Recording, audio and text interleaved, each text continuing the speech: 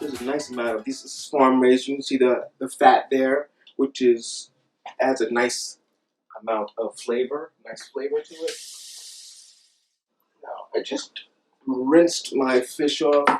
You want to be careful when you're rinsing the fish that you don't submerge it in water because the fish will absorb the water, and then you'll have, of course, a watery product. We don't want that. Okay, I'm patting it dry.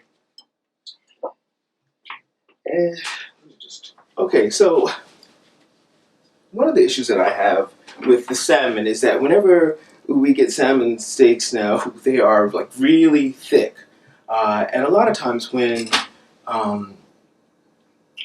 we order salmon in a restaurant, it's a thick piece of meat, and then the seasoning is on the top and the bottom, and then there's just this flavorless piece of meat in the center. So what I like to do is slice it down a bit so that we're seasoning each piece of fish. I love seasoning with my fish because I want it to be flavorful.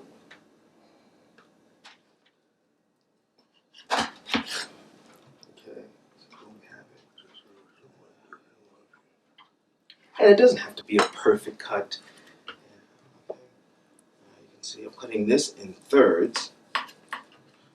And this one is a little more tricky to cut because it has a bone in the center.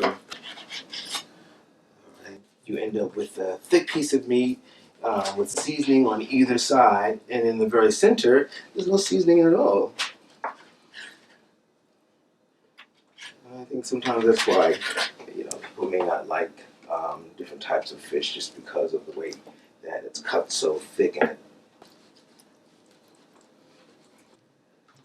12 very nice pieces. And I like this recipe because if there's anything that's left over, you can put it in the refrigerator, and there's nothing like cold salmon the next day with a salad or whatever you would like to have it with. Okay. So even though we're going to pair this salmon with the teriyaki sauce, which is basically soy sauce, ginger, garlic, and scallions with a little bit of sweetener added to it. That's going to be accompanying the salmon. I still like to season the salmon itself. Okay, so we're going to use some sea salt, and you have to be careful with the salt because it's a thin piece of fish, so you don't want to over salt it because you have salt on both sides of it. Okay, so I like to put a little bit of sea salt, a little smoked paprika. Okay, kind of it sort of mimics the flavor of an outdoor barbecue, the smoked paprika. Okay, now we have our black pepper. Of course, if you're fortunate enough to have the fresh peppercorns in your kitchen, by all means. This is a little bit of onion powder. Okay, I am going to add some fresh garlic. Just a rough cut. And remember when you're cutting to curl your fingers in. Alright, your thumb is behind, and so that you don't cut yourself. The blade is going like this. Alright, up against your knuckles so you don't cut yourself.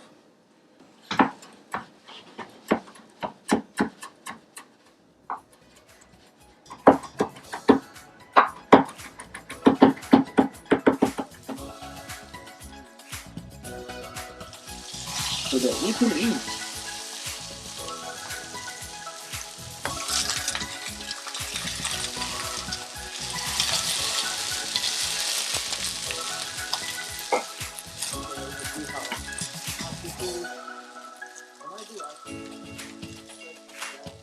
I just added some wood ear mushrooms, the reconstituted mushrooms that were dehydrated.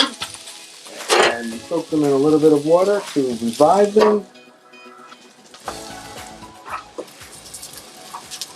For our purposes, because we have a lot of hungry folk, I am going to add a little bit of water there to steam it.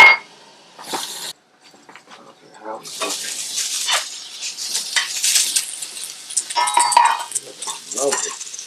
It's a wonderful, wonderful application. It's a wonderful. Nice. And now this is when we add our teriyaki sauce at the very end. Okay.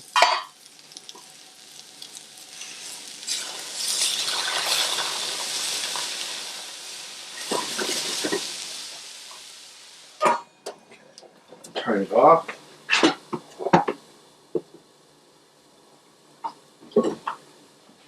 Just a little more.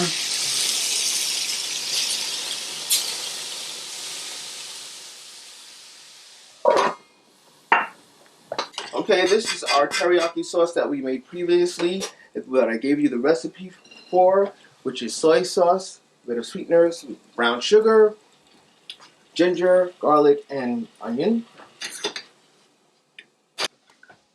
Okay, so we're just gonna add a little bit of sauce here on the plate, right? And I like to pass a bit of this sauce around too, so that, you know, people can get as much as they want, or maybe they don't want a lot of sauce. Some people are not big on sauces.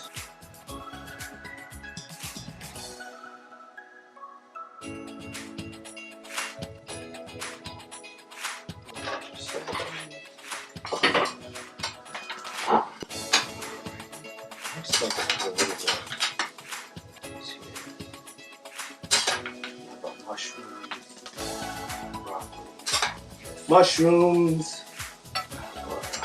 Whittier.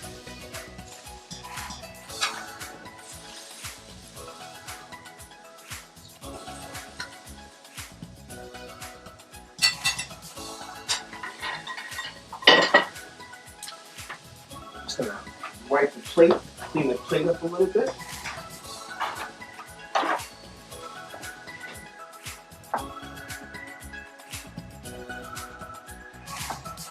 Okay, and there you have it. Your salmon with your teriyaki sauce and your roasted broccoli with Whittier mushrooms. Enjoy.